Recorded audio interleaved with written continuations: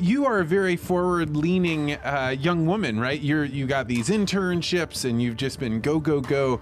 There's something interesting about being able to take that level of ambition and fit it within a family farm, right? Because if one person is too ambitious, or if you're in the city, a desire to climb the corporate ladder and become the youngest vice president that the company has ever seen means one thing, but in a family business it's something else. So how do you think about like tempering your I don't know if it is tempering it, but like fitting your excitement and enthusiasm into a tapestry of a larger family business?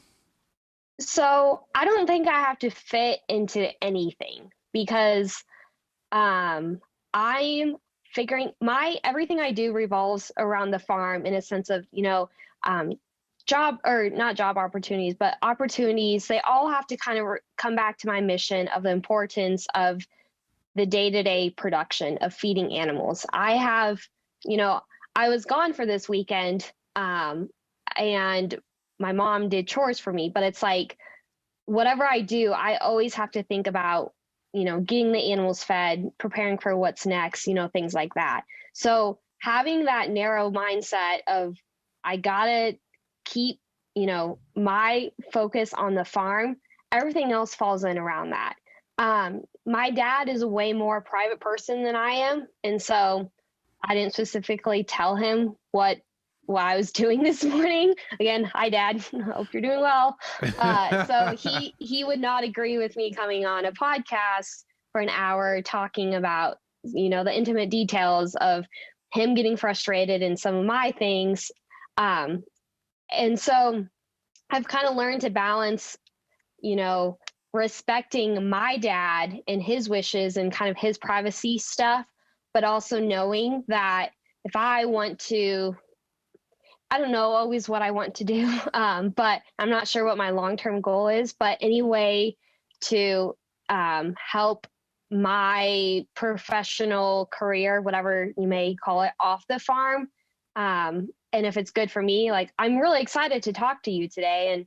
And that's been something that I've wanted to do for a while, but I'm not going to let my dad's desire of like keeping things a little bit more private get in my way of, having a thoughtful conversation with you. And that happens a lot of sometimes, when I had those news outlets come to me talking about our family farm, I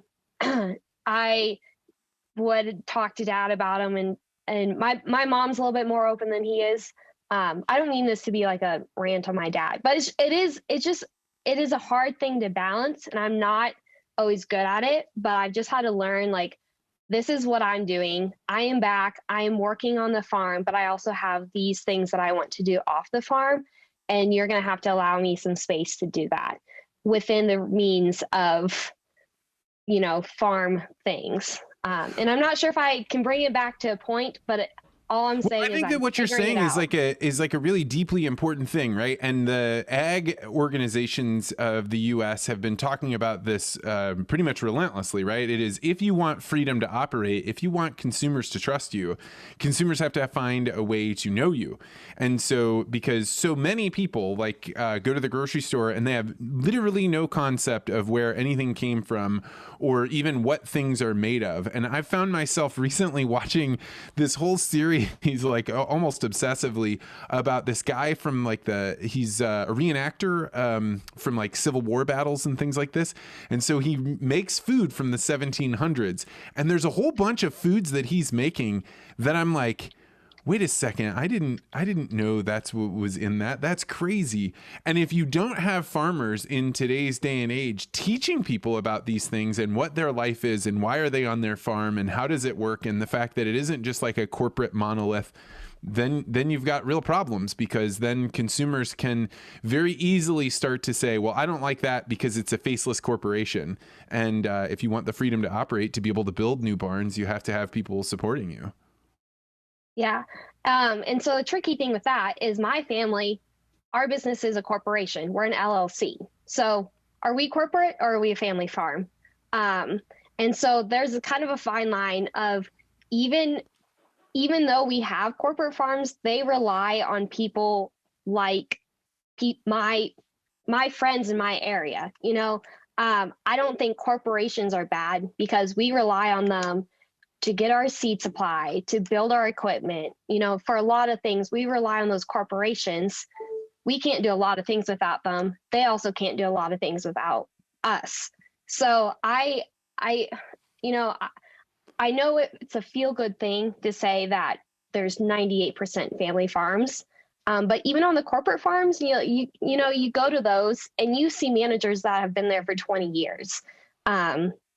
So I don't like putting people in a bucket of you're a family farm and you're better than the corporate farm because they're bigger. I carry an iPhone every day. I have absolutely no idea who made that, how it's made, how it got here, but I rely on that device every single day. And it's not bad because I don't know who it is. I mean, sure, if I had the opportunity to go to a factory where iPhones are made, I'd love that. But I don't see people out there waving the flag of this is how your phones are made. Now, food is more personal. So yes, absolutely. We want people to know where their food comes from. But I think it matters to the iPhone. I think that there's I agree with you on the corporate farm explanation, and it's a hard thing to be able to explain how something can be both corporate and like individually owned, or that it's not just strictly profit driven at the expense of all other things. But even an iPhone, right? When activists want to shut them down, they start saying that's slave labor. The people don't want to be working there. You're violating their freedoms and their rights, and these are all bad things. And you then see those workers saying like, whoa, you're not defending me. That's not actually correct. I do want to work here. So there is some balance, and it has something to do with the human mind, at least kind of like you were saying, the narrative that it tells itself about what it is and what they're supporting. Thanks for checking out this podcast short. If you like this interview, make sure you hit the like and subscribe button and hit that bell so you always get notified about this podcast. And if you're really interested in conversations like this, you may want to consider joining the Articulate Ventures Network. To find out more, go to network.articulate.ventures.